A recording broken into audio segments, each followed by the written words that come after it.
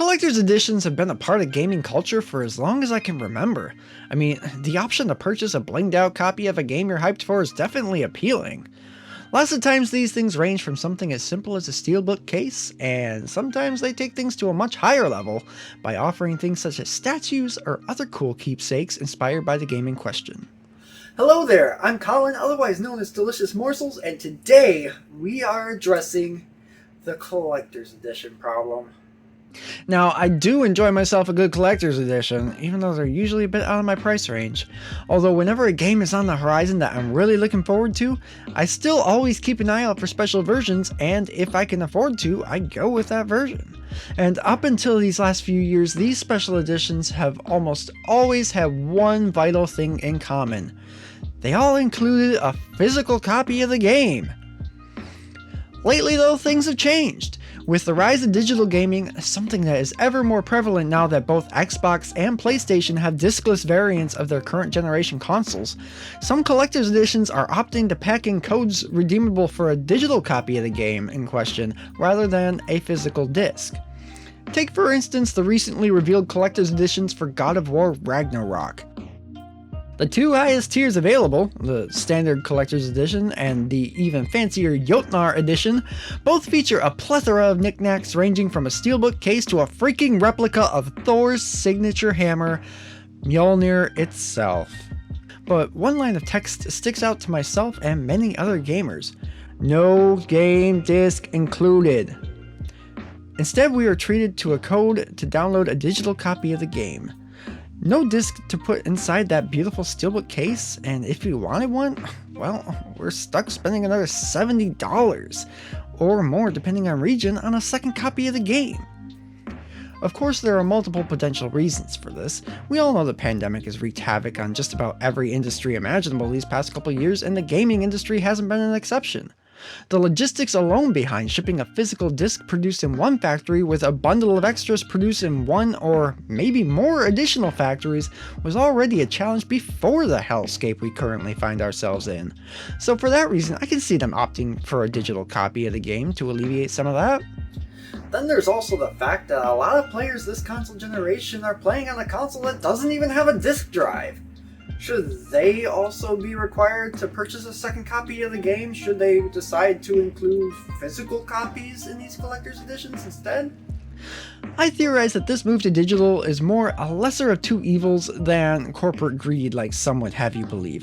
Consoles with disc drives can still redeem digital codes after all. However, I believe there is a way to appease both the physical and digital gamers out there when it comes to the contents of collector's editions going forward. And the best part is, some games have already taken this route. Enter the Mass Effect Legendary Cache. Now, this bundle caused a bit of a stir when it was first announced because it didn't actually include a copy of the game. But hear me out, this was a good thing, and for multiple reasons. Reason number one, it's easier on the wallet. This bundle had an MSRP of $149.99 USD and included the following: 1 Mass Effect Legendary Edition metal game case, 1 Morality Spinner pin, 1 N7 acceptance letter, 2 canvas art prints, including one that you can only find at the BioWare Gear store where this bundle was ordered. But most notably, it included a wearable replica of Commander Shepard's N7 helmet, complete with red and blue LEDs in the visor to simulate the Renegade and Paragon color schemes. BioWare would later go on to release a standalone repainted version of the helmet inspired by Mass Effect Andromeda for an MSRP of $150, just for reference of the value here. Now, with that taken into account, adding a copy of the game into this bundle, physical or digital, would have put it over $200 and financially out of reach for even more gamers than the normal price of $149.99. However, by opting to forego including a copy of the game, and thus splitting it up into two separate purchases, they made this much more attainable for more people, myself included. If this bundle were to include a copy of the game, I probably wouldn't have been able to afford to spend all that money up front.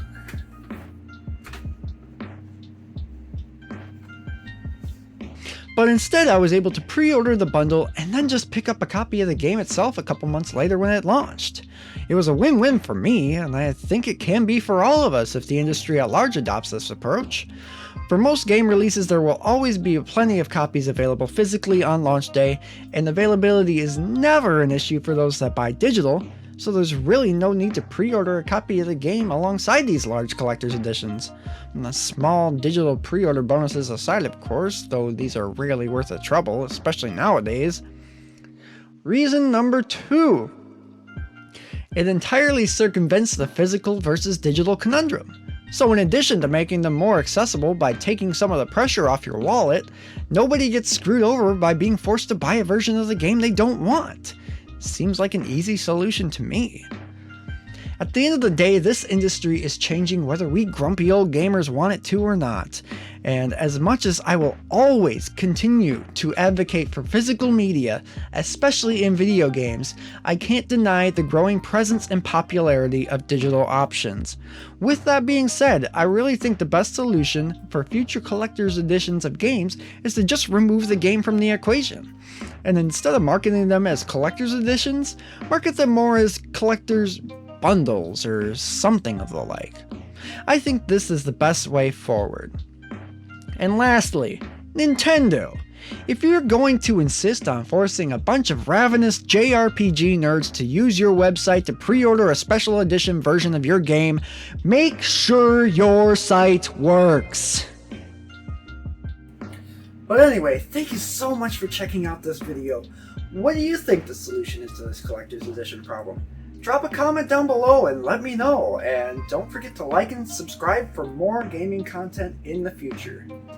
Additionally, you can check out my podcast, That One Gaming Podcast, wherever you enjoy your podcasts. I really did just say podcast 3 times in the same sentence. I need an editor. We have a new episode every 2 weeks and discuss everything from Mario to Magic the Gathering.